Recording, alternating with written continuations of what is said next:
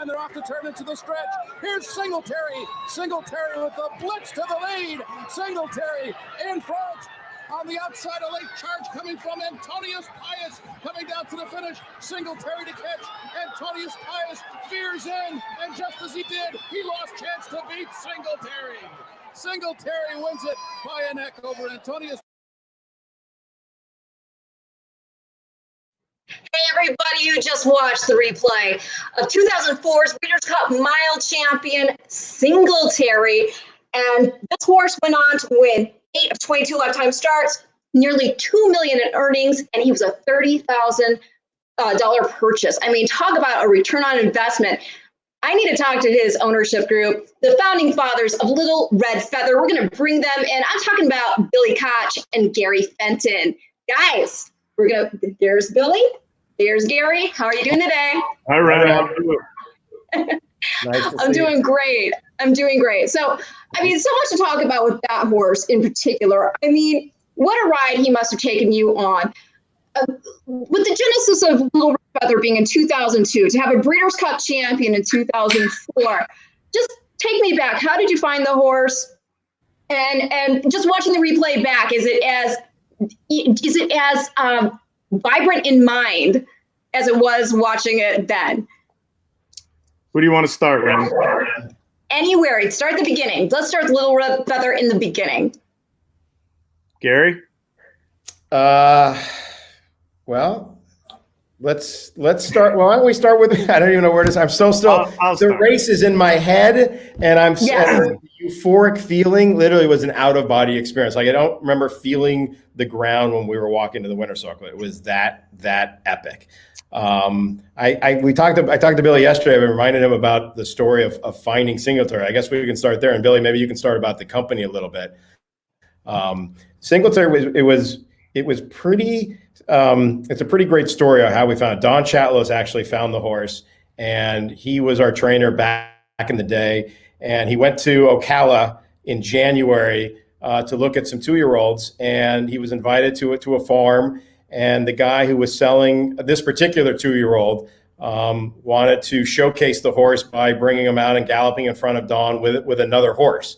And Don noticed that the other horse wasn't as fit as this particular horse and a little bit fat, if you will. And as the horses went by, Don said, you know, how much for the other horse? And the guy was like, well, no, I wanted you to come to the farm to see this particular horse. And the other horse is a little bit behind, and I don't know that necessarily that the horse is for sale. And Don's like, well, I really, really want that horse. And that horse ended up being Singletary. Well, that's awesome. He could see the statue from the clay that had yet been molded. Yes, just like you with your pedigree analysis. I try. It's a little bit about prognostication, but you always had. We had started Little Red Feather. We had started a bunch of syndicates before that. Always wanted to kind of do the partnership thing. We actually had one called TMI, which was Thoroughbred Management International. Oh, not too much information. Okay. Yeah, it was a play on words.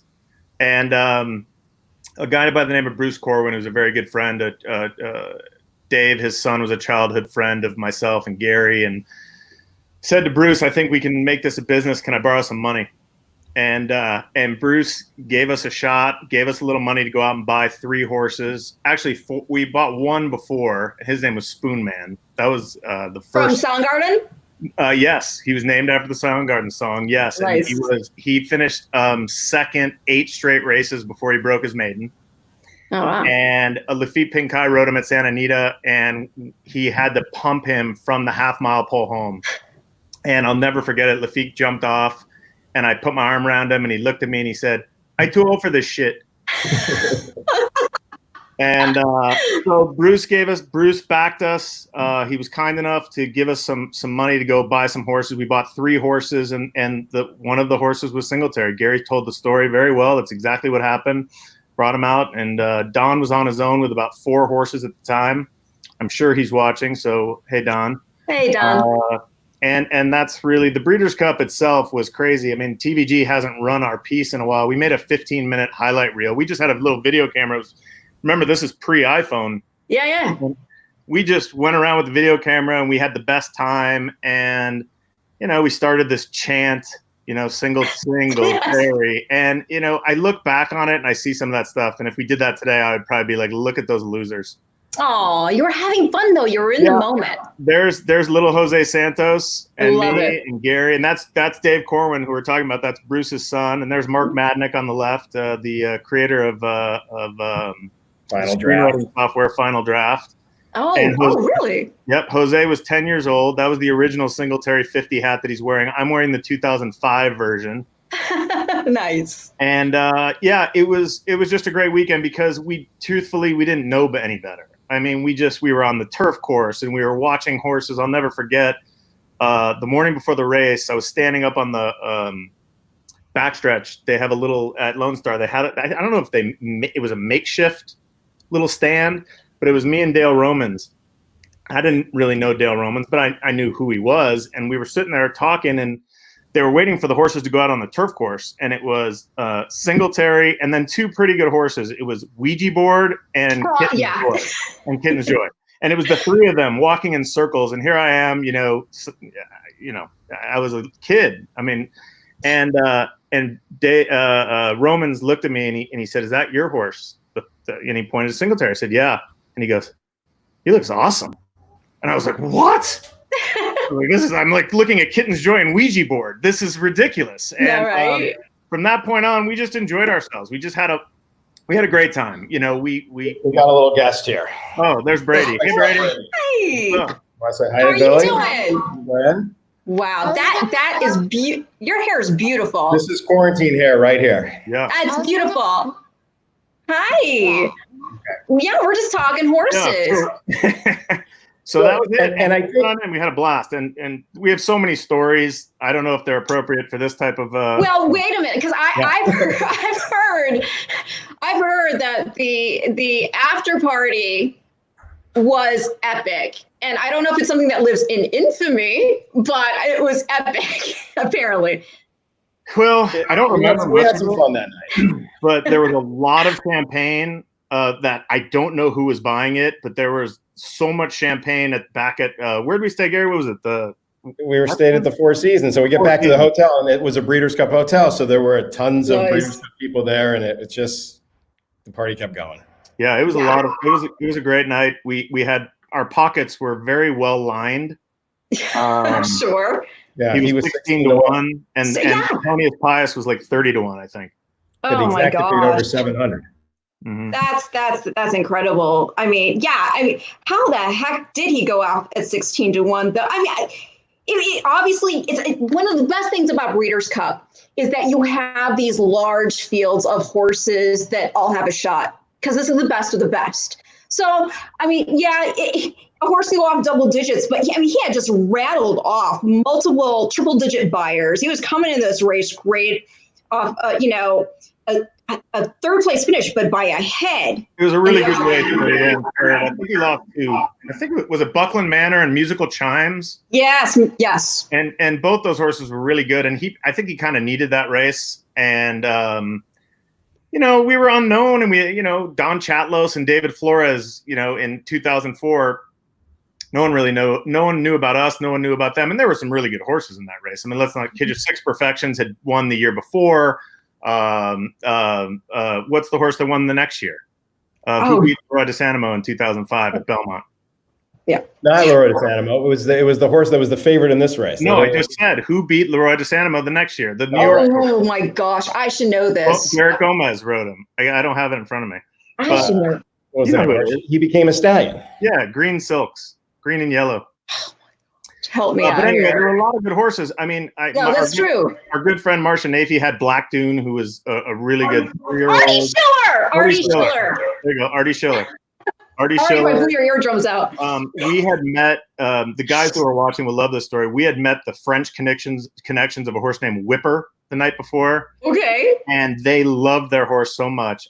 We loved our horse. Everybody loves your horse. Yeah, everybody loves their horse. This guy that we met, he was, Whipper is the best horse you will ever see. He was a sweet guy. And when we won, he was there at drinking the champagne that night, and he was very nice and congratulatory. I don't know who he is. And then we ended up at Del Taco that night. Wow. Okay. Woke Gary up. Wasn't too happy. Well, No. yeah. There's always time for tacos. It's always taco time. Yeah, no. It was about 5 a.m. when we got home, and then we had a press conference the next morning at like 7. Oh my We gosh. couldn't talk. We were so hungover. It was something. And people talk about how a horse race can change your life. And as Billy's saying, Little Red Feather was really just kind of mom and pop stuff. Billy had another job. I had another job. Really, Little Red Feather was that everybody knows today was born the moment that horse crossed the finish line. Next year, you go from 1 or 2 partnerships to 10 partnerships. Well, yeah. Everybody wants to join that party. Really, the company was born the moment that horse crossed the finish line. Everybody wants to join that party. And, it's fitting. This was at Lone Star. Lone Star just got to open back up. Spectator free, but still racing is back in action there at Lone Star today. And what a Breeders' Cup beyond, your horse, Singletary, and like you said, Ouija board. You had Better Talk Now, pulling the upset over Kitten's Joy. Ghost Zapper.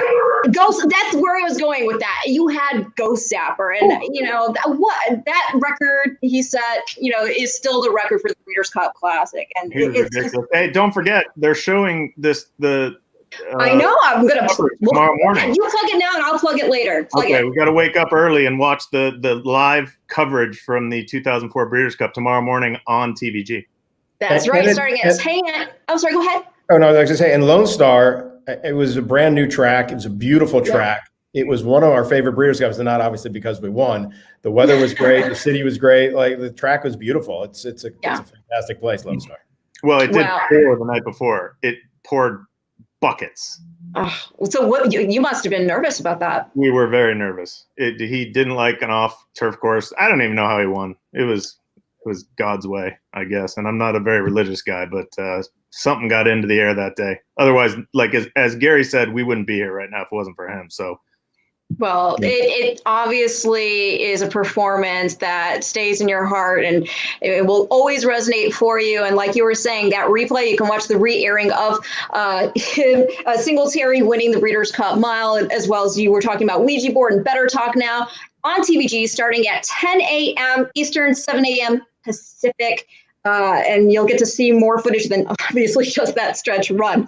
But he's not the only grade 1 winner you have. But before we move on, I do want to say the whole concept behind Little Red Feather and bringing in these, people who you can have a lot of fun together owning a horse, this, the idea of syndication. But I also have to give props for the branding side of it. Who came up with the logo? Because it is so tight, it is so good, and it's so memorable.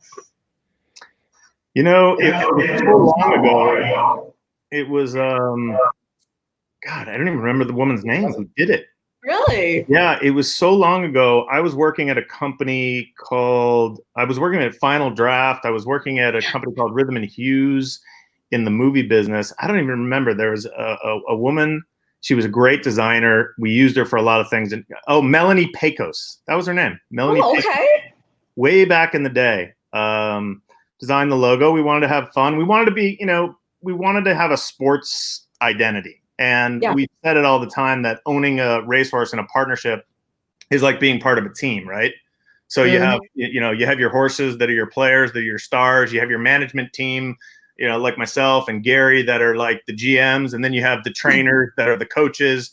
You have the vets that are the vets. And so you really do have a whole organization. You have the bloodstock agents that are your scouts. So it's very similar to a sports team. So we kind of went with that theme. And that's exactly what it looks like. Yeah. Yeah. And actually the colors, if you look at Singletary over my this shoulder, that's really right hard shoulder.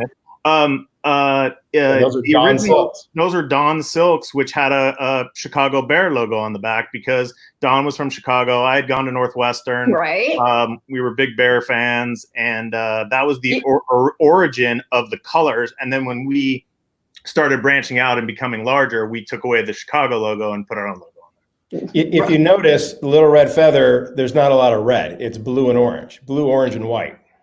I like that. I like that you have the backstory as to why you don't have actual red of Little Red Feather. How did you come up with the name? This is how important the colors are and the branding is. Billy said to me over the years, I've said, we don't have red. We need to, if we're going to change red, we got it. And we just kept those colors because You'll get the red when you find a Derby horse. You'll get the roses. No, yeah, that's right. Right? That's the red we need. Exactly. So you went to Northwestern. You played Division I baseball, right? Yes, ma'am. Back in the Nice. day when I And could Singletary. Oh, sorry, go lift my ahead. arms. No, I'm too old now. I was saying, so, and then Singletary himself was named after the NFL Hall of Famer. Correct, Mike Singletary. Yeah. Yes, Mike, did he ever come out and see the horse? We let him know. He never was able to see the horse, but we let him know about it. I got in contact with his wife. I would talk to his wife periodically. And the best Mike Singletary story was the day after the Breeders' Cup. Oh, yeah. He actually called me. Oh, really? I probably called him. And I spoke to him and I said, "Oh my, you'll never believe this. You're going to hear some stuff. We actually won." And he was so excited. He was on a bus. He was with the Ravens at the time. I think he was a coach with the Ravens. And he said, "What, is he going to run tomorrow?" And I was like, "Well, Mike, he's not going to run for a while." Right. That's how much he knew, and that's how much he followed horse racing. So, like I said, it was there were a lot of people involved, and credit to everyone. So no, that's awesome. And you mentioned Final Draft. I wrote a book on Xerxes on Final Draft because it's actually a strip format. I'm not pitching it. I'm just telling you. I'm familiar with the program. So, as I was saying, he's not your only Grade 1 winner. You've had multiple Grade 1 winners. We're going to talk about Mirth next. She put in a Grade 1 winning performance in the Rodeo Drive just this past year. And then she went forward in the Breeders' Cup Filly and Mare Turf. She didn't go her way that day. What would you say about that? Because, I mean, you should call she Mike did come Smith. back to win the Grade 3 Robert J. Frankel, so. You call Mike Smith. I think Mike, listen, I've known Mike a long time. Obviously our filly was the speed of the speed that day, and she had stolen the Rodeo Drive and made her way to the Breeders' Cup. She was a private purchase that we found at Parks. Phil D'Amato did a great job turning her into a Grade 1 winner. And in the Breeders' Cup, we didn't think we were hopeless by any means. And Mike, for whatever reason, he just misjudged the pace, and he went really, really fast. At about the half-mile pole, we knew we were in big trouble. She put up some serious fractions. I think she went 109 and change for 6 furlongs or something. It was a mile and a quarter rate. It was very fast, whatever it was. And you know what? Since that time, Mike has apologized. I mean, he's like, "Guys, that's on me." It was, his name is Big Money Mike Smith, so you trust him, but everybody makes mistakes. And I think he did that day. And she, Gary, we could talk about what happened with the pandemic, because we made a decision about her.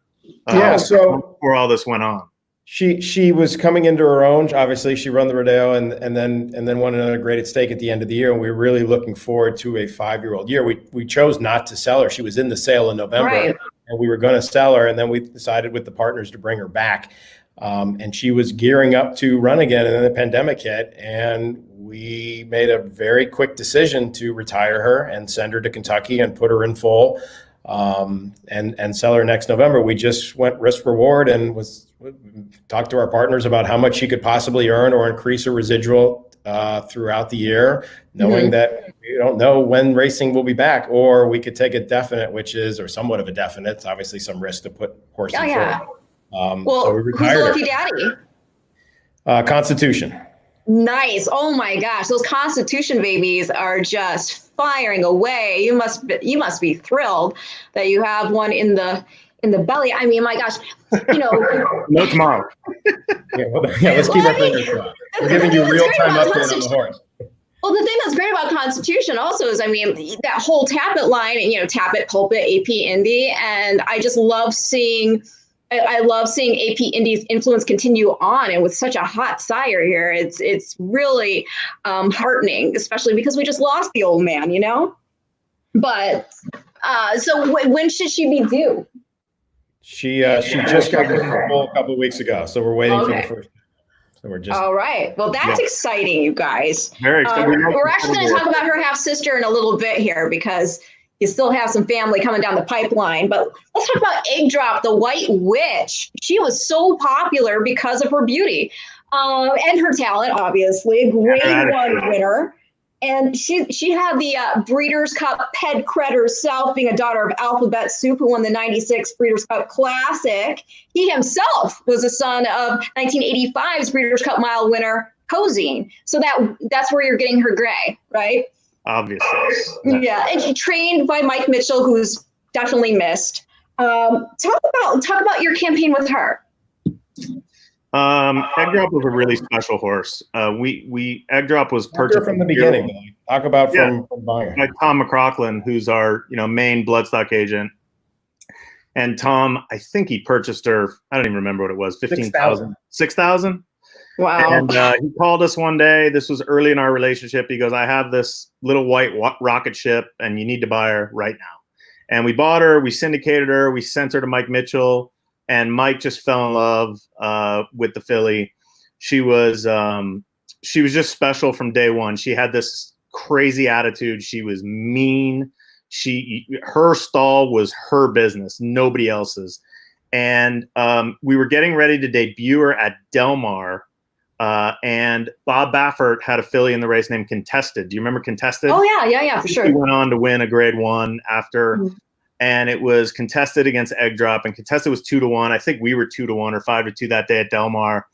And Egg Drop took the lead around the far turn, and we were with a Doug O'Neill horse, a Redham horse. I wish I could remember her name. It was a one-word name. It might be in the PPs if you had it. Keen?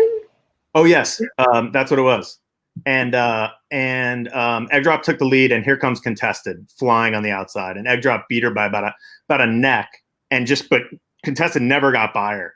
Yeah. And I remember, for whatever reason, it was so emotional, and Mike Mitchell just gave me the biggest hug, and he picked me up, and it was just she was a really, really special horse, just because there's certain horses that just touch you, and her color and the way she got this following, and people just loved her and the way she ran. And then, that was on the synthetic. And then, we tried her on the dirt, and she was good. I think she won an allowance race, but it wasn't until we tried her on the turf that she really, really blossomed in her 4-year-old year.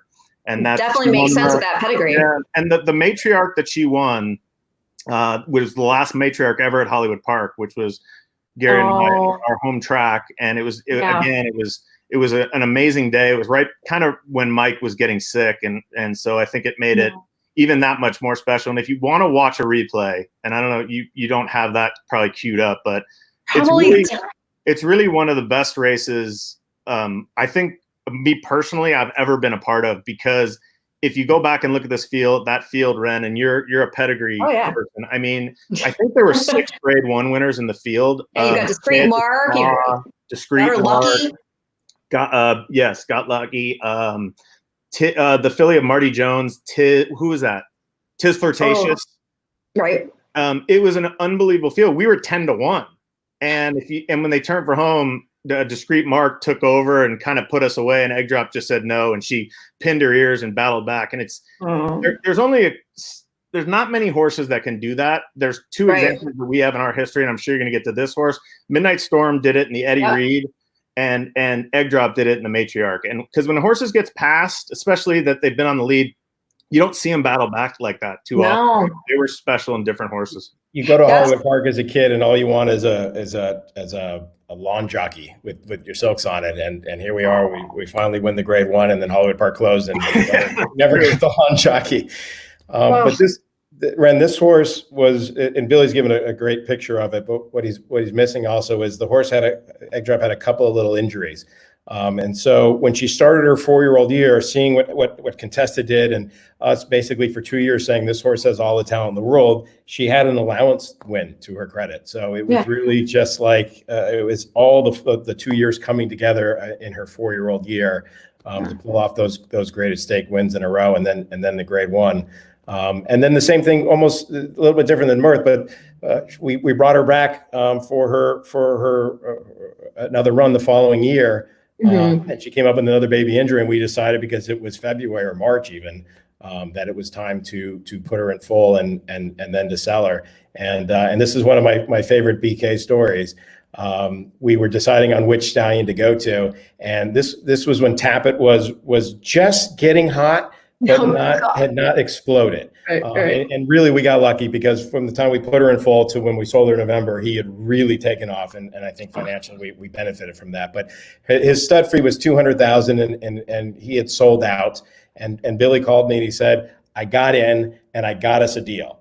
And I said, great. He goes, I called Ron Winchell, and he had a share left on his shares, and we're going to do it. And he gave us a deal. And I said, great. Who doesn't like a deal? What's the price? He says $240,000. What kind of deal is that? It's $40,000 over this. He goes, I got us in. Oh my God. Hey, it ended up being an incredible deal. That was a bargain, though. It ends up being a bargain. 1.9 million. 1.9. Remind our viewers how much you bought her for originally. Tom McCracken bought her for $6,000. Unbelievable. So not only do you have a horse who's a winner on all three surfaces, what a trio of races she put together, by the way, winning the Yellow Ribbon, the Goldakova, and then the Matriarch. And then, like you said, you get her in full, which you thought was for a high price, and you then sell her in full to tap at $1.9 million. That is incredible. That's just awesome. Another grade one winner. And this one's actually, did Bobby Flay have a hand in also naming her because he was part owner? I'm talking about Secret Spice. No. I like to think of myself as a chef sometimes, and seeing Chimayo and knowing that it's a spice, and a lot of spice that a lot of people know. I said, what about Secret Spice? So it was you. Okay. No, great. Yeah, Bobby Flay bought in later on in her career. Okay, well maybe you like the name so much. Tom McCracken actually bought Secret Spice for I think $125,000 at the Timonium sale as a 2-year-old. Wow! And we brought her out here, and Richie Baltus did a great job getting her to where she needed to be. And it's another case. And you look at some of these horses. You look at an Egg Drop. You look at Secret Spice. You look at Mirth. Yeah. You see when they won their big races. And it's usually 4-year-old year. It's kind of and our trainers did a really great job of developing these horses. Secret Spice, I think 1 or 3rd or 4th start. I'm not looking at the PPs. I don't have her full PPs in front of me. But she didn't even blossom until about midway through her 3-year-old year when she ran an allowance race at Santa Anita and won by like 10 and earned like 106 buyer or something like that. And at that point, we started to get excited and then really put things together. And last year we had a great ride. We almost won the La Troen. We all went to Churchill Downs on Oaks Day, and it was a blast. We got beat right on the wire by She's a Julie, who's actually running against us again on Saturday. Yes. Kudos to the Bradley family. I'm sure they're watching. Devin's been texting me and talking shit. So. Oh well, you got to throw down a little bit, right? Oh no, she talks a lot. Yeah, I just take it. We have to win on Saturday. We got to beat She's a Julie with Vault. So. Or else I'm going to hear it forever. Vault being the half sister to Mirth. But Secret Spice, she beat us, and then Bobby Flay had bought in before the La Troen. Okay. And then we went to Del Mar, lost to Ollie's Candy by a nose in an unbelievably thrilling rendition of the Clement Hirsch, where we looked like a winner. And look how good Ollie's Candy is. I mean, for sure. So, and then we lost to Paradise Woods when Paradise Woods had everything her own way. By the time the Breeders' Cup came around, we all really were high on Secret Spice going into the race, and we had a terrible trip. If you watch that race, you don't make excuses, but she got bumped around so badly at the start, kind of took her out of her game, caught a lot of dirt, and that was it. And we ended up selling her. Gary, what was the price on Secret Spice? I think it was 1.4 million. 1.4, million dollars. That sure is nice. And that's that's basically our business model at Little Red Feather. I mean, we look for horses in that range, in that 100,000, 200,000, range that you can find these really nice fillies that may not have the greatest breeding in the world, right? I mean, but she did. She had very good breeding. But when you're talking about discreet cat, it's not Tappet, it's not Constitution, it's not it's not the kind of hot sire right now. So, but a lot of times these fillies that are, let's call it semi-well-bred, if they turn into really good racehorses, their residual value is tremendous. Absolutely. They make their own breeding. And Ren, you talk about being a pedigree, and we like to study pedigrees, and we like to think of ourselves as a somewhat of an expert in that field. But to be honest with you, because we buy in that $100,000 to $200,000 to $300,000 range at the sales, we have to give on something. And generally, and Tom McCracken has really taught us this, we look for athletes, and we have to check something off, and it's going to be the pedigree. We'll take a 2-year-old athlete over the pedigree at any time. We'd love it both, but at the end of the day, if we see an athlete that we like that has the pedigree, we know we're not going to be able to afford it. Well, in this case, I mean, my gosh, one of the shorthand ways I tell people, because I mainly use my pedigeekness for playing horses because I can't afford to buy. So what I'm looking for, if I don't have time, the shorthand way for or somebody who may be more of a novice, I tell them, well, just look at the dam sire. If the dam sire is a big name, you don't breed AP Indy unless there's some black type behind you. Either you did something great on track or your family did. And in this case, your dam here of Secret Spice, 3/4 sister to Loving Vindication, who is the dam of Hard Not to Love, and Wonder Godot. Yeah, in the family. So absolutely. I mean, that right there. I mean, tells the story of class. And so the fact that she sold for 1.4 million, I believe it was to Katsumi Yoshida. Yes. So she's going to get every shot as a broodmare, and that's exciting. So as you foresaw, let's talk about Midnight Storm. Pioneer of the Nile. We all love Pioneer of the Nile, and he is missed. I don't think anybody anticipated we were going to lose him so soon. But the influence he's left behind, I mean, siring the likes of American Pharaoh, most notably, but also Classic Empire. He's been a solid sire through and through. He himself was a fine racehorse. And then Midnight Storm's out of My Tina by Bertrando and trained by Phil D'Amato. Won the 2016 Shoemaker Mile, which is exciting because we're going to have the Shoemaker Mile coming up, the first Win and You're In Challenge Series race this Monday. Talk about the guts this horse had. You alluded to that earlier. He was pretty awesome. We bought him privately. We were approached by Phil D'Amato after he had won the Del Mar Derby. And he was owned by Alex Pineri, and Alex was looking for a partner, and we came in for a little bit and put a nice partnership together. Some of our favorite people, because we had such a great journey with all of them. We just, little red feather, we become a family with all of our partnerships, and this was a really special group, and he was a really special horse. I keep using that term, but I don't know how else to describe it.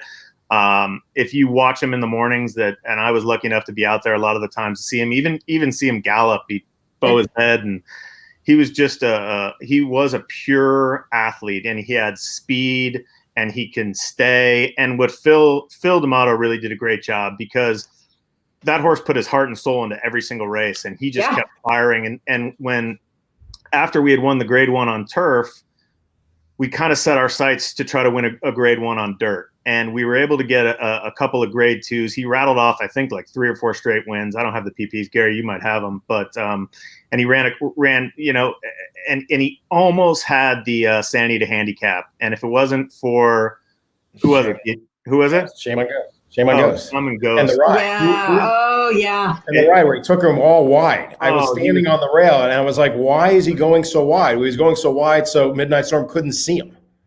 It was a great ride. I think it was Castellano, and Midnight Storm he battled. I mean, a mile and a quarter was a little bit iffy, but he had that race. I really, when they were about at the 8th pole, I didn't think Shaman Ghost was going to be able to get him, and he ultimately ran him down.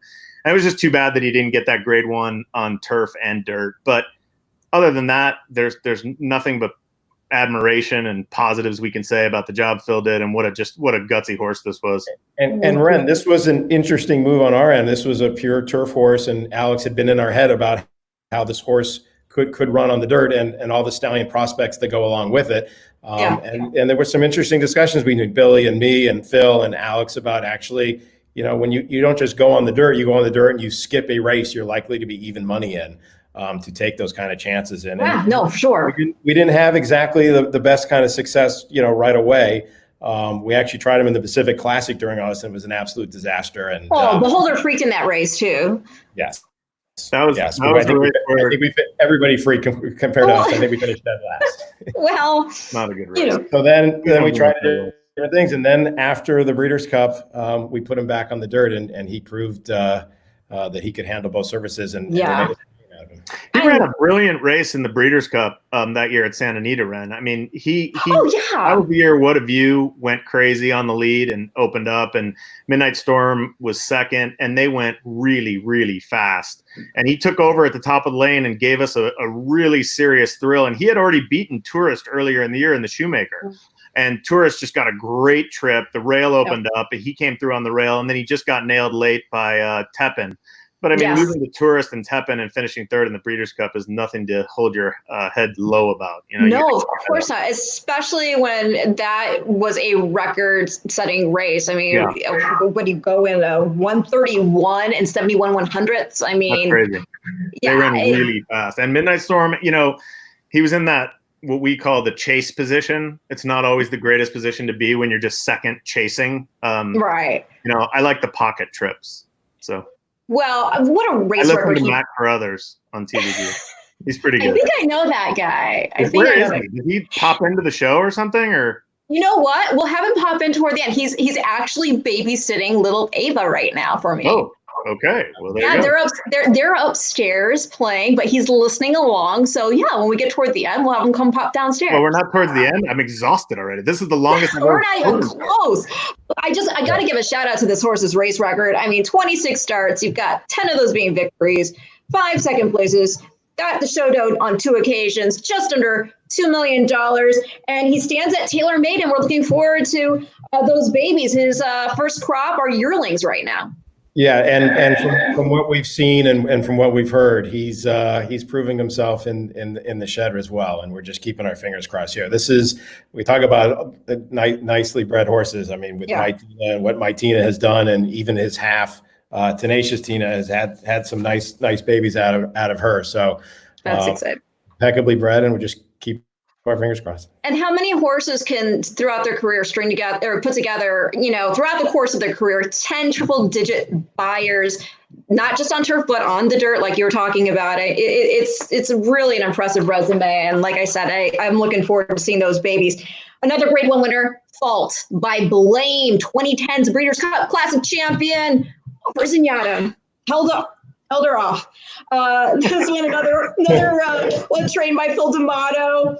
Undefeated in 2018, won the Buena Vista, the Grade 1 Santa Margarita, the Grade 3 Adoration, and she sold for $1.2 million to Sade. This is another private purchase, actually. We were approached by Mark Martinez from Agave Racing Stable right at the beginning of 2018. And he said, I have this really nice filly. She's won a Grade 3, so she has a little bit of residual value, and I want to bring her to California. I'd love to have a partner. I'd love to have you guys on board. We made a deal. We brought her to California, and this filly just blossomed. Phil, again, I give credit to Phil D'Amato and his team. The second she got there, she was like, she just blew up. I mean, she just got big and strong, and she won her turf debut. I think it was the Buena Vista. And after the race, Phil was like, you know, this filly trains so well on the dirt. We have to give her a shot. And she was kind of the wise guy in the Santa Margarita. And that's another one of those races that was just an absolutely breathtaking effort. She swooped around, a great ride by Gio. He had so much horse that day. And we have a video. I wish I had it. We have a suite at Santa Anita. And we had all our partners in there, and it was, you'd have thought we had won the Super Bowl. I mean, it was bigger. That Freak flag was flying, right? You win the race first, and you're so excited, and then you start thinking about the ramifications of the race. And it was just, she was, I like I said, then she won another dirt race. She won a Grade 3, I think it was the Adoration. And then we were so excited because we were on our way to New York, and we were going to run Fashion Business in the Manhattan. And we were going to run Fault in the Ogden Phipps. And we had travel plans. I'll never forget this. And I was at the track one morning, and I'm just talking to Phil. We're waiting for the next set to come back. And here comes Fault, and she's kind of gimping. And I was like, Phil, I mean, I looked at Phil D'Amato. He went white. Yeah, I'm sure. My heart just stopped. And Matt, who's our exercise rider, he was walking her back, and we're like, what the hell happened? He goes, I don't know. I think maybe she stepped on a rock, or she's got something in her foot. And we didn't really know what it was. And then as she started walking, she actually was sound. So we were like, oh, it's got to be like a foot. It's got to be, you know, it's got to be. And it was just a simple gallop. It was nothing big. And unfortunately, she fractured one of her hind ankles. Oh gosh. And we had to retire her at that point. But it was, you know, it just goes to show you that every day these horses, they can do something. I mean, I remember Roy Firestone called them the $1 million animals with the 10-cent legs. That's my saying I stole from Roy Firestone back in the day on Closer Look. What was that show, Gary? Yeah, Closer Look. And it's heart wrenching. I mean, you're standing there, all of a sudden you're a week away from going to New York to running like an $800,000 race, and now you got, you're out, and you just want to cry. And then Gary and I unfortunately have to. That's the one thing about partnerships. I don't just have to call Gary. I got to call 10, 15 people and let them know what happened. And and really, Ren, that's why the wins and that's why the highs are so high in this game, because we all know about the lows. And thankfully, look, Fault went on. She was sold, I think, for $1.1 million. TaylorMade, Travis White. This is one of the most perfect partnerships you 1.2. 1.2 million. Yeah, and she's going to have babies, so she's going to be fine. So but it's. It's no, I definitely understand, because there's always a wonder of, okay, well, what if? Because here you had a horse, graded stakes winner on both surfaces, grade 1 winner on dirt, and if you even a race in which she lost, where she was third, but just a length and a half off Uni, who won the turf this past year. So I think she was only going to get better, Ren. I think she was one of the top older fillies and mares that year, and it was a travesty. So, but isn't that interesting? Isn't that interesting? You can sell a horse for 1.2 and still be disappointed because of just the what ifs that come. Well, like I was saying, this was almost the perfect partnership. We bought into her, and she won 3 straight graded stakes races, and we sold her for $1.2 million. It's as good of a partnership as you can get, and yet there's still that feeling that it could have been more. And I know. See, but that's the nature. It's not. We're not saying, like, we're not crying. We're not saying we're disappointed. We just know how good she was, and it was just unfortunate she got hurt when she did, because we wanted to. That was we're in California. We're on the left coast. We're in an island here, and you want to race against the best. That's why it was so fun to take Secret Spice last year to the La Troyenne on Oaks Day. You want to go to the Midwest. You want to go to Kentucky. You want to go to New York and run these horses. You want to be in Breeders' Cups. Listen, we love winning races. I don't care if it's a $10,000 claimer or a grade 1 stake race. We love it. That's what we're here to do. But we're also here to run in these big races, and we want to be back in the Breeders' Cup. There's no denying. And that's what our partners want. They live for these stakes days. Well, but see, that's exactly it. And you guys just proved the point. There's so many people who are outside of racing. Oh, you guys, Sport of Kings, all you hear about is the money. The horses are commodity. No, you want these horses. This is what they're born to do. This is what they've been doing for thousands of years. Since the first guy was able to jump on a horse and another guy was able to jump on a horse, they've been racing to see who had the faster one. So we're always looking to see greatness realized. That's why we're such fans of horses. Like for me, it's Secretariat. For Matt and you've got John Henry on your wall over there. Who's your all-time favorite, Gary? My all-time favorite? It's going to be Midnight Storm for sure. Well, okay, there you go. Why not, right? Exactly. You've got the connection, and the horse showed tremendous guts. But that's what it is. We want to see these horses realize what they're capable of, their greatness, because in a way it kind of reflects on us about what we potentially could do ourselves, if we are able to realize our gifts. Now, talking about you love to win, well, you're doing quite well. You're already in 2020, given everything that's been going on, in the money in 63% of the starts, winning 26% of those starts. And you have some horses coming up this weekend, enter this weekend. Vault being one of them, the half-sister to Mirth. She's going to be running in the Shawnee Stakes, race 7 at Churchill Downs tomorrow. And I believe she's installed at 10-1. Blinkers are coming off. Tell me what you foresee with this go. Well, she's probably going to win. Yeah, okay, because you got to stick into the She's a Julie team, right? We talked to Brad Cox about 2 weeks ago, and we talked about this race, and I said to Brad, what do you think? And he said, Billy, that race is going to be tougher than Tarzan's feet. That's actually what he said to me. I never heard that expression before. Because he's always barefoot, right? So I didn't even think we were running, and then all of a sudden we enter the filly, and Chad Brown puts in Dunbar Road, who won the Grade 1 Alabama last year. She was supplemented, as we talked about. She's a Julie's in there for the Bradley connections and Steve Asmussen. So those two are going to get a lot of attention. But they're both comebackers. Vault had a start at Oaklawn, which she desperately needed, and she kind of had a rough trip that day. She was stuck down in the rail, pulled a little bit. I think she'll be bet more than less than 10-1. I think she'll probably be in that 5-6-1 range, and I think she's got a big shot. Now, in the hypothetical, let's say, Chad Browns, okay? Yeah. Is the I don't bet like that hypothetical. but I'm just saying, in the hypothetical, is the bet still good just so long as you finish in front of She's a Julie? Can you still show, put it in their face? Yeah. I think we just gotta beat her but we're both trying to beat Chad Brown. We have various nicknames for Chad Brown. I love his Twitter account, the real Chad Brown. It's fantastic.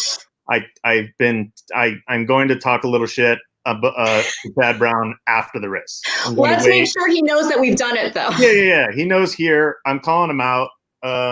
Chad, come and get me. Let's go. I love it because now you're going to get some sort of gangster meme back from him. Oh, I can't wait. Or GIF, whatever they call it. Now, I don't know if it's GIF or GIF. It's so funny because not only did Chad come on Twitter, which in and of itself is like, oh, is that a Chad Brown thing to do? But he's I never pictured him being a GIF guy, whatever it's called. He's very clever. He is, and he brings it We need more guys. We need more of these guys in our industry to come on Twitter and social media and engage with fans and owners, and what makes it fun. He's all right. He can be self-deprecating and he's all right. He's as competitive as all of us, and unfortunately for the rest of us, his stable is sometimes a little better. Believe it. Sometimes. It's funny. I think he was talking because Portnoy was getting, I don't know. I think he was giving Bradley a little jab about getting a Derby horse at some point. And then Chad jumped in and said, put me in, coach. And I realized, because I looked in the Jockey Club online names book, I was like, you know what? There's not a Portnoy yet. So I went ahead and I tweeted at him and said, there's not a Portnoy. You guys should go pick up a Constitution colt named Portnoy. Oh, El Presidente. But there is no Presidente. It's with a Z, but there is. But I checked back the online names book since, and now it is reserved. So I don't know. Maybe he did. Well, Bradley was the one who brought us into Vault. So we had really, I had seen Vault. It's the same owner as Mirth, and we had talked to the owner about Vault after her maybe third or fourth start. Kept an eye on her, and then Bradley liked her, and he spoke to the owner. And then Bradley called us, said, "I'm putting a deal together. Do you guys want to be a part of it?" And we said, "Yeah, absolutely." Oh, nice! Wow. Bradley credit on this one, unless she loses tomorrow. She loses. Let's give him the credit either way. Well, we're wishing you best of luck on her. She's not your only horse going this weekend, though. You also have Red King coming back on Sunday. He's 7-2. I believe he's the favorite in an OC40 at Santa Anita, race 6. This horse is solid. And you want to talk about pedigree. He's by a Breeders' Cup champion in English Channel. And then he's out of an AP Indy mare. You're speeding love. And, the thing that I just found so fascinating about his pedigree is it's one I could geek out on. Because, for sure. That's the one you chose to geek out on. Nice. Well, he's still intact, I see. He's still a horse. He hasn't been gelded. And with this pedigree, kind of makes sense. Again, by English Channel, out of an AP Indy mare. And this mare actually hails from the female family of 3-time Eclipse champion, 2-time Breeders' Cup Ladies Classic, no, it's the Distaff, winner, Royal Delta. And I thought it was just so interesting because Proud Delta is both Royal Delta's and Red King's third dam, okay? Okay. We claimed him for 40 or 30. Well, this is why he was never gelded. And then I thought it was also interesting that both his mom and Royal Delta's dam, Delta Princess, are daughters of AP Indy.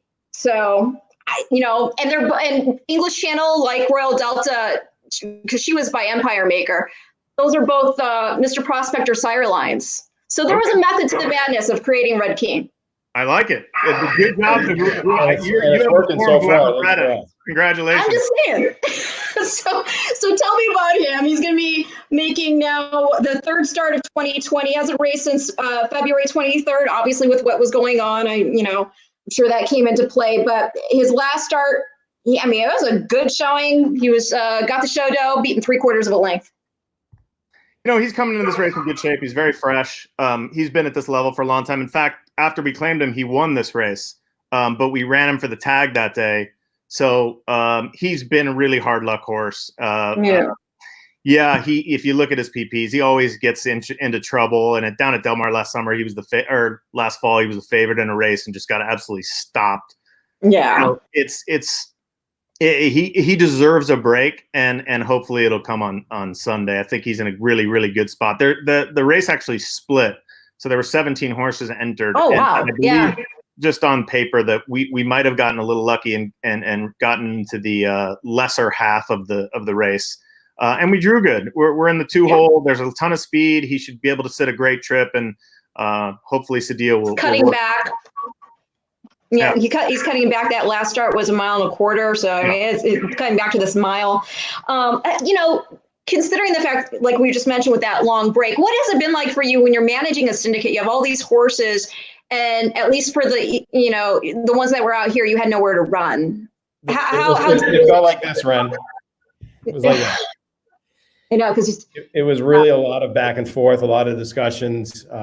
We didn't know when we would come back. In fact, even the week of Santa Anita starting back up, we really didn't officially know until really Friday morning. So it's easy to get a horse to a race. Not easy. It's never easy to get a horse to a race. But when you have a date in mind, right? When you have a date in mind, you just back up into it.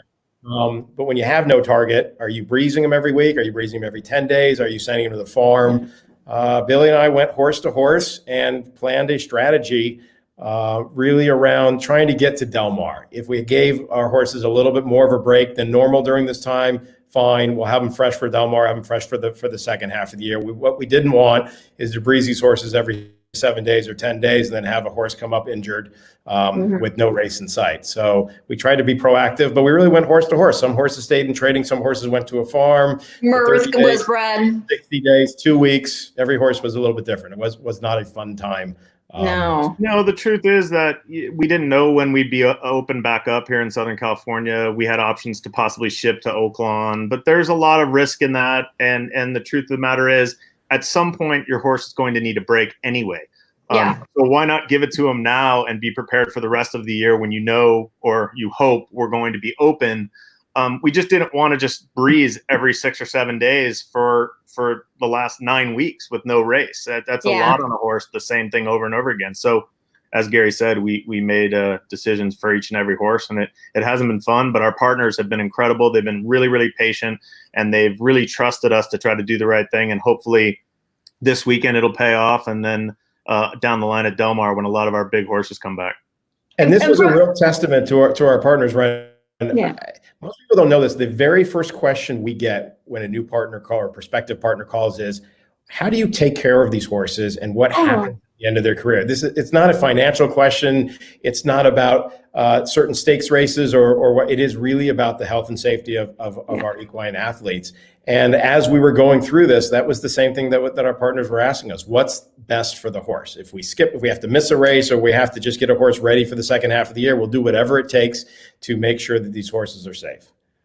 No, I think that is wonderful to hear. And it's got to be hard on them also from the other perspective of, when you have a syndication like this, a group of friends, a group of people all invested in a horse and its well-being, part of that camaraderie comes from being around the horse at the track, and with them limiting the people who can be at the track to just necessary staff, it's got to be kind of hard from that perspective as well. Is there anything you guys have been doing, like watch parties or these Zoom meetings that have become real popular with the group? Is that something you'll be doing this weekend? Yeah. So for every race that we've had so far during this, we've set up a Zoom party. Nice. Which has been great. I'm sure we've all been doing a lot of Zooms, but to see your partner's face and interact with them, it's been nice in this refreshing time. And you don't have to wear pants. True. like Billy's probably not doing now. Right. We could show that later too, but we'll warn the viewers first. We've been in discussions with our friends at Santa Anita and our friends at Del Mar, and as much as we all know that the priority number one was getting horse racing back up and being safe, priority number two, now when we are up and safe, and I think we are now, is getting owners back on, because owners are essential to the business of horse racing here. They are integral usually in the management of racehorses, and they need to see the horses. They need to be there in the morning for training. And it's important. It's important not only to our partners. I've heard from other owners around Southern California. It's extremely important to them. And we're hopeful that they'll be back on track soon. Well, I hope so as well. Now, speaking of on track, you have a horse I think is going to be newly running with you you guys, and that's Scarto. We privately purchased Scarto out of a kind of a starter allowance stake race down in at Gulfstream. He ran a 92 buyer that day, and brought him into Southern California right before the pandemic. Oh. So we gave him a little time, kind of stopped on him a little bit, and then brought him back along. He's been training great for Mike Pipey, and we're in a 5-horse field. We drew the 4. We got a nice post. We got America Rispoli is riding, who has been very good jockey and a new face in the Southern California scene. We have to beat 2 Bafferts, so that should be fun. He's bringing. I was wondering why the race went. There were 5 horses in the race. We've been filling fields here at Santa Anita, and they kept seeing it on we're going to run this race with 5, and I'm thinking, why are we running a race with 11 races? So they added a race, a 5-horse field, and then I see there's 2 Bafferts, and then I'm like, now I know why. Yeah, and they're both owned by the what are they called? The Avengers. SF Racing. Yes, the Avengers. I talked to Tom Ryan last week, and I told him, well, now that you have that name, and I said, there have been times when Halloween is right by Breeders' Cup. I said, you guys need to break out the spandex. Yeah, I think it'd be great. They should come as the Avengers. Yeah, absolutely. Now, we're going as the X-Men. Wolverine. Yeah. Right. There you go. That's I should shave it like that. You absolutely should. Yeah. Get a can. About 30 pounds of muscle. Oh, lose about I'm sure you can do that overnight. Why not? I'm not just young anymore, Ren. You can get one of those suits that already have the built-in muscle. Yeah. But Scarto, the way we just mentioned, he's by Painter. We just saw his first time starter by Painter's crush today. I believe it was a state bred maiden, but still, Painter, he's a horse that people I think kind of forgot about, but his progeny have been hitting, and he himself, that's a great pedigree right there. He's a son of Awesome Again, won the 98 Breeders' Cup Classic, and then his Damn Tis So full sister to Tis Now, the only horse to have ever won the Breeders' Cup Classic twice. So he already had a great pedigree, and it's nice to now see these babies of his start to show up. Yeah, he ran huge in the Belmont. He lose to Union Rag. He got beat. Yeah, that was an amazing performance. Yeah, and he won his father's namesake race. He was a little bit underrated, and then he got real sick. Yeah, the laminitis. The people's horse after that, and he's gone on to have a decent career as a stallion. And this horse is real athletic, kind of like Painter. And we're excited. We have a really cool partnership, a smaller group for this horse. And one of our larger partners, Marcia Nafee, is involved, and she's amazing and loves and supports us all the time. Nice. So you'll see her name on the program, and we're excited to give Pipey a shot. Pipey's one of the hardest working guys in the business, and like I said, we only have to beat 2 Bafferts, so it's not that hard because he doesn't win many of these type of races, dirt sprints for 3-year-old allowance types. Well, they still have to run the race. So, absolutely. Hey, no, we have great confidence. We do have someone, B South Street, who says, too much celebrating in the veranda for Billy Koch to put on muscle. Liquid lunch. That's Benny South Street, and that is Ryan Flanders. And he has these new trip notes that are out there. I'll pitch his stuff. They're really great. Okay. Follow him on Twitter. Yeah, he does trip notes for Churchill. He's keeping trip notes on you, apparently. Listen. Why don't we get a gym up there this summer? We're going to have to social distance anyways. There probably won't be that many tables. I'm 50 years old. I have a Peloton. I do cardio. I like to eat. I can't help it. What am I trying to prove? What's going to happen? Right. What's going to happen now though with the buffet in the veranda? That's going to go away, I would think, right? First of all, there's no buffet. And second of all, we're getting the veranda open. That is, You're watching the show, David Jerkins and Josh Rubenstein and Craig Dado, all the guys, let's tweet at them. The veranda, I'm guaranteeing it right here on whatever this show is called, Future Stars Friday. Future Stars. The veranda will be open for business this summer. If it'll be safe and it'll be fun. I'm going to throw this out there. no masks. No masks by July. And throw it out there. Right on. I hear you. You know, I might just have my mustache cover my mouth as a protective ornament. It's obvious. Thank you, Barton. I appreciate that so much. These guys are up at 1 a.m. listening to the show. What? Is that a good thing? Yes, it's a great thing. And I'm just going to do it, you know. I'm just going to say it's because, you know, the beard is interesting. He's staying up to watch the Singletary special tomorrow on That's TVG. Right. Starting at 10 a.m. Right on in like an hour there. Eastern, 7 a.m. Pacific. Yes. On TVG. On TVG. So now, Ren, are we sure this is going to happen? Because our friend Prita Rotundo teased us a couple of weeks ago. And we got up and we watched TVG, and I'm seeing like harness racing from Germany or something. Sweden, right. Sweden. Maggot's the biggest. You know what? I did not hear that something did not go off as scheduled.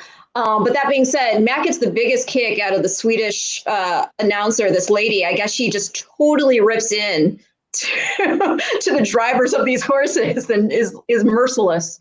Yeah. That's like Benny Salisbury to Mike Smith. Well, you know. That's the inside. Like you said, he apologized. So my boy Tate is another horse on deck, and this is a horse that, I mean, he's been in the money in 9 of 14 starts, 6 wins. He went on a 5-race win streak at one point, and including scores in the St. Florida Sandy, the Holly Hughes Stakes, and in fact, he was just second in this year's edition of the Holly Hughes. So how's he training into this race? He's training awesome. You know, he's one of the horses that actually had to stay in training because he's so crazy. I mean, we love him, but he actually, this is true, he lives in a padded stall. Oh, he's a little low. Michelle Nevin, who also bred my boy Tate, and out of Backlash. Yeah, out of Backslash. And Gary can tell you about all the pedigree and all the horses we own out of Backslash. But my boy Tate lives in a padded stall. Anytime you see a layoff line for my boy Tate, it's because of him, nobody else. So if we could geld him again, we would, but we can't. And he's just when he feels good, he feels good, and he feels good right now. But this race, I mean, Ren, let's be honest, you know those horses in New York that are coming for that race. Yeah. Mind Control and maybe Frenzy Fire and who knows who else runs in that race. But it's not, you know, we're talking about the grade 1 Carter, and even though we're coming off this pandemic and thankfully New York racing starting back up, it's not going to be any easy task. But Tate will be ready. He'll bring his A game, and if he's good enough, he'll get it done. Was he gelded late? No. Was he gelded late in this? He was gelded very early. I think he was gelded when he was born. And this was one of those horses where we were trying to manage, and we just had to make the decision to keep him in training. But when we saw him breezing in April with no racing in sight, it was a little tough to see and tough to watch. And but Michelle did an unbelievable job with him, especially after the long layoff when he came back and won. And we'll keep our fingers crossed here. Well, that's exciting. As you were saying, and Gary was talking about it before, I think off the air, we actually own 4 offspring from Backslash. Yes. My boy Kate's the oldest. Then there's Charlie McCoy, who is a really nice allowance horse in New York. Then the 3-year-old is named Slash Gordon, and he is undefeated. He broke his maiden right before the pandemic started, and then of course Michelle gelded him. So, but Ren, you'll like this. We're on the Derby trail as far as we're concerned, because we have an undefeated 3-year-old colt. There you go. You can bring in that red. Yeah, so we'll be back. He'll be back in probably like mid-July, and then we have the 4th is a 2-year-old that's down in Florida. He's about to headed to New York, and you'll like this. His name, he's by Micromanage. Okay, so his name is Michael Scott. Come on, Ren. Who's Michael Scott? Ren didn't watch The Office. You didn't watch The Office? No. Oh my I God. know who he is now. Hey guys, I gotta go. I didn't watch Ozark either. What's the matter with you? I do. And come on, hello, talking about gelding. I mean, come on, Michael That Scott. show. I mean, Ren, you gotta go with the program. Sorry. How do you not watch The Office? What do you watch at night? Well, you want to know the truth? It's like the Disney Channel as of late, but I do. Yeah. I do make Matt watch some reality TV. A lot of Scooby-Doo. We can trade stories, Ren. I've got a 6 and a 4-year-old, as you saw. Oh, thank you very much. Although she really, really likes, oh gosh, what is that show called? It's Puppy Dog Pals. And yeah, so I'm in that zone right now. But Ozark, I mean, come on, yes, that gelding scene. Ozark's a good show. I just started watching it. I'm in season 1. Oh, I think they need to bring one of you guys as a consultant, though, if they continue with any horse racing storylines. Yeah, we can do that. We're available. Very cheap. So we talked about the past. We're talking about the present. Let's talk about the future. I know we're already over an hour, but I'm keeping you guys because I want to talk about these 2-year-olds. I've had to pee for like 45 minutes. Well, you have to bucket. He's an old Jewish man, Ren. He pees all the time. Yeah. Well, nobody will see what happens from the waist down. So No, okay. let's just kick it off the top here with the Street Boss colt that you have. I mean, Street Boss, my gosh, that was a fast horse right there. And he's out of damn Manal by Bari. And, you know, the thing I really like about this is you've got speed and you've got class in terms of the fact that I don't think a lot of people know Bari himself. He was a multiple Group 1 winner. He's also known as being the sire of ARC champ Saki, who was second to Tiz Now in the 2001 Breeders' Cup Classic. So I like the speed again. When you have Street Boss, he won the Triple Bend, he won the Bing Crosby, second the Ancient title, etc. So that's just a nice cross, I think. Can you do one who now wins it for America? Oh, yes, I can. And Tiz Now wins it for America. Yeah, there you go. I can't quite get the roll of the guttural roll out like That was good. but That was good. Now he's cool. We saw him this morning. Yeah. And he's headed to Los Alamitos. He'll be trained by Phil D'Amato, as will the other two Calbred colts that you're going to speak about. They're both 2-minute licking at Flag Is Up, which is where the horse whisperer Monty Roberts we've been there, and really nice looking colt. All of them. We went to the sale at Basic Tipton. Basic Tipton, and bought 3 Calbred yearlings, and they're all by Kentucky sires. So Street Boss. I love that. You're going to talk about the Mucho Macho Man, and then also Point of Entry. And we felt like we got a very good variety because, as you will see, and I'm sure you're going to talk about with this pedigree, because you probably know more than we do. Street Boss, he looks fast. I mean, that's what I can tell you. He looks really fast. He's jet black. He's a really cool horse. He's kind of mellow, laid back. But when he gets going, he's got a really nice way of going. And hopefully we'll see him this summer at Doma. Well, the other thing that's really cool about this pairing of Street Boss over this Dan Manal is that Street Boss himself is a Machiavellian sire line because, Street Cries by Machiavellian. And then the Dan Manal, she's out of a daughter Machiavellian. So you're 3x3 to him. And he's probably going to be a superstar then. Well, right. Why not? Right. So you've got him. I mean, would it be a Breeders' Cup show if we didn't talk about Run Happy? You've got a Run Happy filly.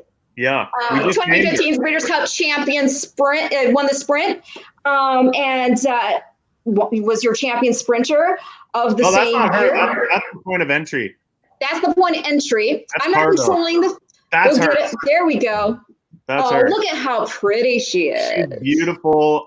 We were headed to the March sale with her. She was part of a fund we put together last year that we called the Keeneland Fund, and we bought 4 yearlings. We actually pinhooked one, a Hit It a Bomb filly, for $200,000 at the OBS sale. Nice. And this filly and the colt you just showed before that, or actually you haven't spoken to him about him yet, but this filly is headed to Pete Urton tomorrow at Santa Anita. Nice. And, she's out of Tis the Argument, right? Yes. You have that in front of you? I told you. All right, so get ready for this name. You ready, Ren? Yes. Agree to Disagree. Oh my gosh, that's so good, especially in this day and age. Yes, absolutely. Yeah. I love it. She's very nice. She's about to start galloping. She's a beautiful filly, well built, and she looks sweet. She has a very kind eye. Is her temperament? Very sweet. Very nice filly. She looks like it. Tis the Argument. You mentioned the Dam Stakes winner, multiple stakes winner. She won the Jamila at Aqueduct, the Let Me Linger. Another thing that's really interesting about this pedigree is that it includes the female family, includes the likes of Millionaire and Champion Older Horse Left Bank. And if you remember him, he was. I do. Yeah, I mean, he beat me plenty of times. T. Pletcher. Oh, okay. I mean, those grade 1 wins of his include the Blossburg, the Cigar Mile, the Whitney of 2002. He was 5th in the 2001 Breeders' Cup Sprint, and that was won by Squirtle Squirt for Bobby Frankel. But nice pedigree there, huh?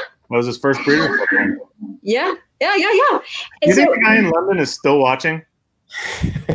You know what? We can ask. Yes, Bart, the guy in England is still, he's waving, and he says she looks well waving? regarding your filly. Yeah. Oh, nice. He says that your filly looks well. She Turbo looks well. 3. Right. Cheerio. Ren, we put together this partnership to really be pin hooking and or racing. So we did try to add a little pedigree in there with the thought that we may resell these horses. And the Run Happy was probably and may still be the best of the 4. She got a little banged up before the sale, so we had to pull her out. And the partners were very, very happy about it because they wanted to keep the best of the 4, and we're super excited to get her going. Well, she definitely is one of these horses. I mean, Run Happy's only had one full race so far, and I'm pretty happy is the filly's name. And she made a good accounting of herself yesterday. So and shout out to Barton. Yes, because Barton says it's a brilliant show. How many people are actually watching the show right now? Most of my listeners check back in after the show's been recorded. Okay. So even though we don't have the live numbers, just you wait and see. We were promised 25 million people. Yeah, right. No, I don't know if it's going to be like that, but especially with you, laying the gauntlet down for Chad Brown. Yeah. Yeah, we'll get. Yes. We'll get him and back. Exactly. I'm not scared. So you mentioned the point of entry colt. Cargo. What's his name? Cargo. Oh, okay. Get it? Point of entry, the cargo ships? Yes, Cargo, for sure. And then he's out of Jade with Envy by 10 Most Wanted. And so what drew you to this boy? Point of entry himself, my gosh, he comes from a really, really illustrious female family. He himself, an accomplished racehorse himself, you know. He was awesome. And he did his best running on the grass. And if you look at the 3 Calbred colts that we bought, you know, obviously we race in California, so being a Calbred, right? It pays to be a Calbred, and we hear that all the time. So the Street Boss colt, and he's kind of the speed. He's the fast. He's bred for speed. Then you have the point of entry that's a grass. You know, possibly could be a grass horse. We don't know. It's still too early. And then you have Mucho Macho Man, who's kind of built like a 2-turn horse. So we wanted to buy different pedigrees for people like Ren Carothers to say, that's right, buy 3 of the exact same horse. And we weren't looking necessarily to buy Kentucky-bred Calbreds or Kentucky. No, variety is the spice of life. But just like point of entry, I mean, my gosh. Okay, so he's a grade 1 winning turfer. He won the Man Award, the Joe Hirsch, the Gulfstream Park Turf Handicap, the Manhattan. He was 2nd in the 2012 Breeders' Cup Turf to Little Mike. I actually bet Little Mike that day. I mean, kudos to you. Thank you. So that being said, he also hails, I mean, point of entry himself, that female family is so deep. I mean, it's the family, Matt Latcha passes his dam. And this female family goes back to Gold Beauty, 1982's champion sprinter. And she's point of entry's 4th dam. 3rd dam is grade 1 winner of the Alabama, Maple Jinsky. Maple Jinsky is the dam of Sky Beauty. Okay. Can we hire you to write this up for us? For every horse, and I think we'd like you to just write the pedigree section. You got it. Just tell me. We can work something out. We don't have a lot of money. Great thing. But you know who else? Do you know who else? Maple Jinsky, not only did she produce as a dam Sky Beauty, but she's a half sister to Dejour, who infamously jumped at Shadow and gave up the win to safely pass. Yes. So a point of entry is just I'm going to go Breeders' Cup historian against your pedigree. Let's go. Go for it. No, for sure. Yeah, I'm sure you can. People online asking us questions, they could just pop it up, and then we see who can get it. It's like freaking Jeopardy. You know, I thought about, because we were thinking ahead, like what type of things, content-wise we could put forward for, while this whole quarantine was going on. One of the things was, I was like, well, why don't you guys have a trivia night? And you could get 2 players. And good idea. Yeah, it's going to be like a 10-episode Netflix series. This show, because right now we're at an hour and 14. Well, we're going to talk about 2 horses, and then we're going to wrap it up. So you mentioned what you're watching. You have plans tonight, Billy? I have no plans. I'm going to go ride. He just has to pee really badly. Pee at some point. My dog is snoring. This is the first time I think I've ever mentioned pee on this show. Well, that's okay. Oh my gosh, he's so cute. He's an English bulldog. He's snoring. Wait, Is he snoring or just? he might be dead actually. Red, are you alive? Oh yeah, he's good. He's moving. He's good. Sorry, everybody. Well, that's good to know. So you mentioned the Muto Macho Man won the 2013 Breeders' Cup Classic. That was that thrilling finish with Will Take Charge and Declaration of War. And then he's out of Always Sweet by Street Sense. Street Sense won the 2006 Juvenile, went on to win the Kentucky Derby. First horse to land that double. So this family here, my gosh, the female family includes Grade 1 winners, plural, Grade 1 winners, Basilica, fellow winner of the Rodeo Drive, the game late. She was second to Iridescent in this past edition of Filly and Mare Turf. Also includes Wild Rush, who won the Carter, the Met Mile, Hayil, who won the Middle Park Stakes. Pond. It's a really nice horse. Yeah, He's 2 turns. He's green, excellent. He's going to be at Los Al. All 3 of the colts are shipping to Los Al tomorrow. I don't know if it's allowed, but we have shares available. So contact Gary as soon as possible. LittleRedFeather.com. Yeah. And then Union Rags. I mean, this kind of ties in to the fact that I just mentioned that 2013 Breeders' Cup Classic, because something that people forget with Union Rags, who won the Belmont, of course, and was a great, he was really good at too. He was second, he was undefeated going into the Juvenile, and then ran second to Hansen. Sure. But Union Rags himself, I mean, oh gosh, it's such a great pedigree. I'm sorry? Did Hansen have the blue tail in that race where he beat He did you? not. Remember, yeah, they wanted to give him the blue tail and they wouldn't let him do it. Yeah. It would have been fun. Why not, right? Yeah.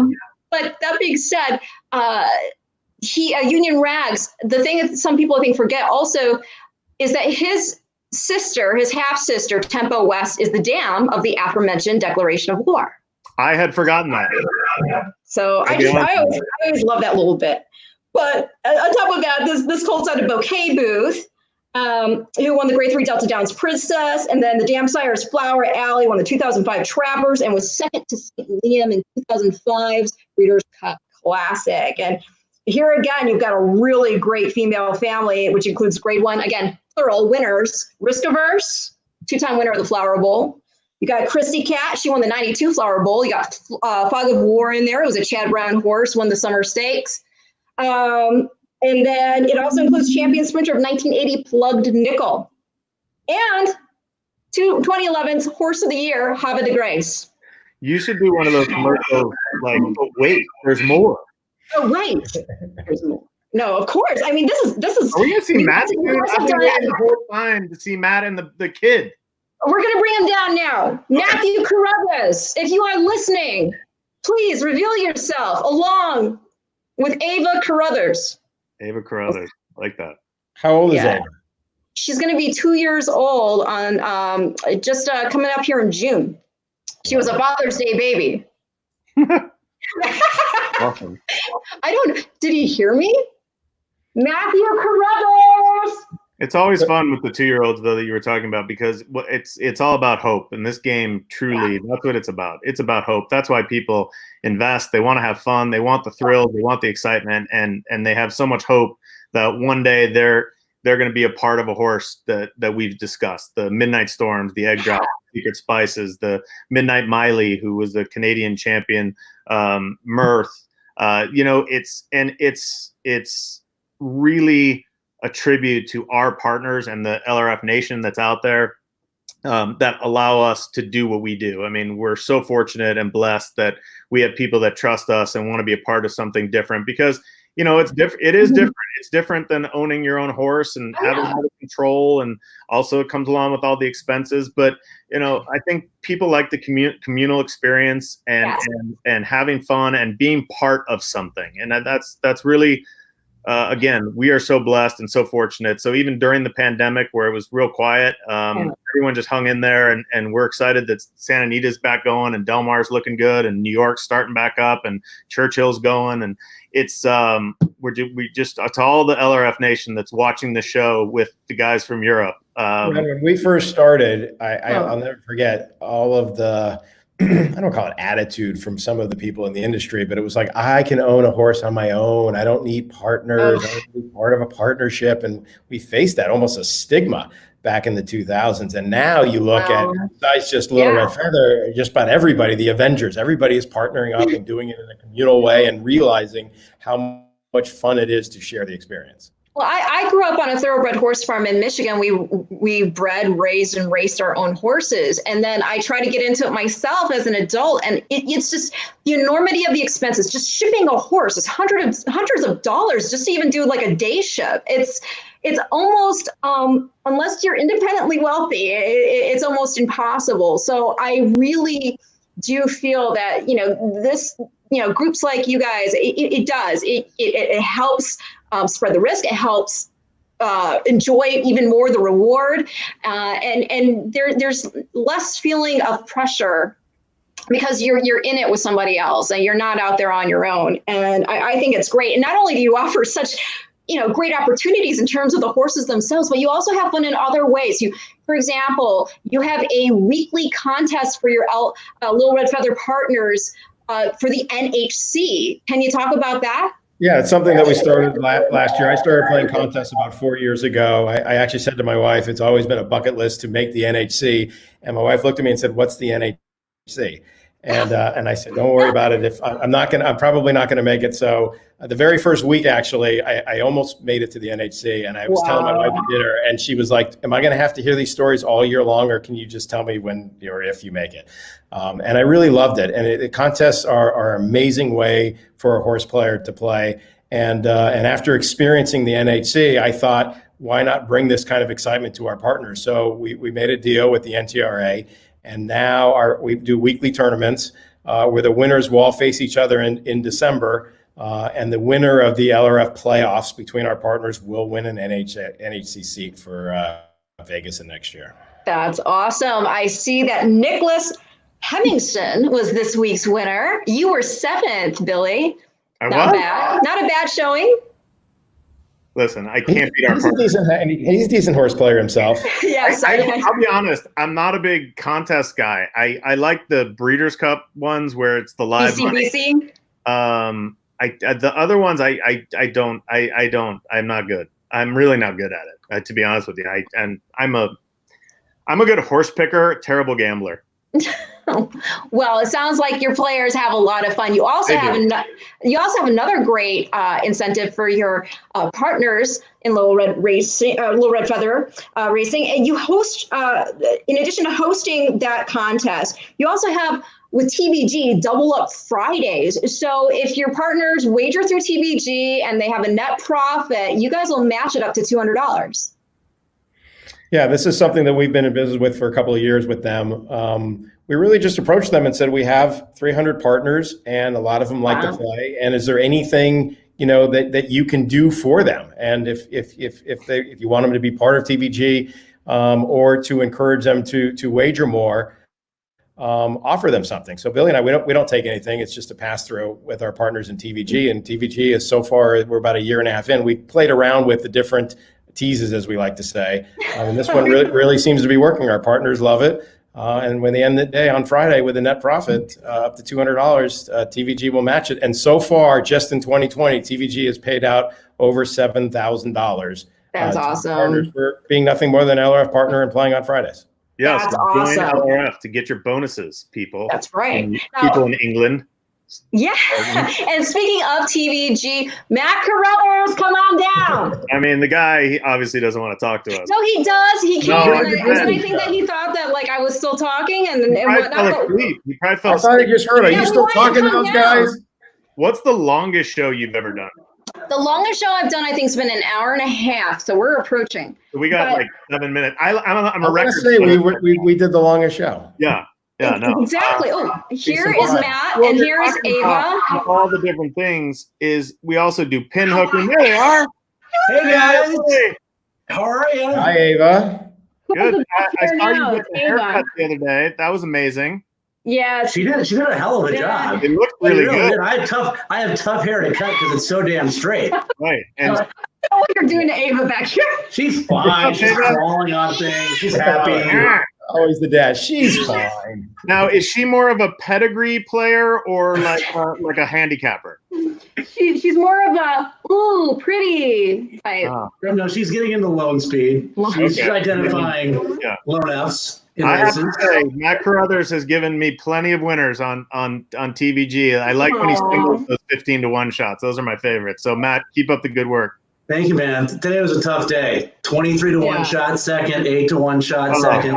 One of those days. But it's always tomorrow. That's the beauty of racing. And at Tampa, where I love to play now, I mean, the pick fives pay 25,000. Yeah. You know, out of the 2 pick fives every day, one of them's in favor of 20,000. So you don't have to be right too often. That's the beauty of horse racing.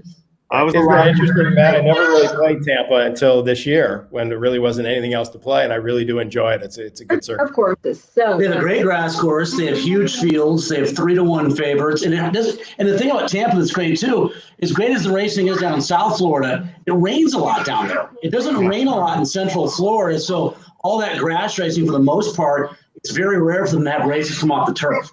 I like that Matt was just called down to say hi and then he took over the show. I couldn't hear what he said. He's happy that you came downstairs as summoned. I dressed up for my appearance. You look Great great. parenting. He's totally like problems. This is fantastic. We only have So 4 on minutes. this note, we're going to remind our viewers. Remember, okay, we started this. My bad. Singletary. Okay, so we started off the show showing the replay. It's just the stretch of it, though, of Singletary winning the 2004 Breeders' Cup Mile. Viewers, you can tune into TVG in the morning, 10 a.m. Eastern, 7 a.m. Pacific.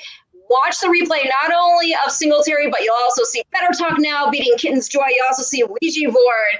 And then that's going to be followed up with a Wise Dan double in the 2012 mile, the 2013 mile. And just a really cool horse, the most interesting race horse, if you remember the campaign. Yeah. But guys, you were so much fun.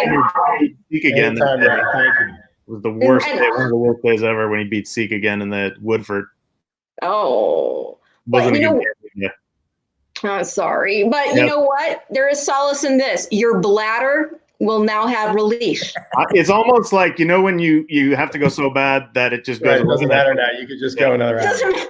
Yeah, I can keep going. That feeling because Ren, thank you. And thank you to everybody watching and to LRF Nation out there. Let's get them. We're back. Let's have a great weekend. And it's really nice to welcome you as the new Little Red Feather pedigree consultant. Well, thank you. I'll take it. Oh, by the way, Billy, you do host other shows. Tell people where they can tune into you. I do something with ABR called Let's Get Horse, and it's very clever, far shorter than this. It's like 10 minutes, and we just talk really loudly, and we just tweet about it, and it's fun. I have a cramp in my hamstring right now, I think. Oh, okay, sorry. No, it's good. I'm just going back and forth. It's a lot of fun, and we just have fun, and that's all. I was bored during the pandemic, so I called the ABR guys and said, let's do something fun. But now that we're back in business, I don't know how many shows are left, but we did get 2,000 views. Nice, nice, very nice. But you know what? This has been a blast. I can see why people tune in. So really, Billy, Gary, thank you so much for being my special guest this week. I appreciate it. It's been fun. I'm rooting you on. Come on, let's take down Chad Brown. Yeah, we're going to take down Chad Brown and Devin. Goodbye, Devin. Thanks, Ren. Thanks. Thanks, Ren. And thank you all for tuning in. This has been your Future Stars Friday forecast. I will see you here next week. Me too.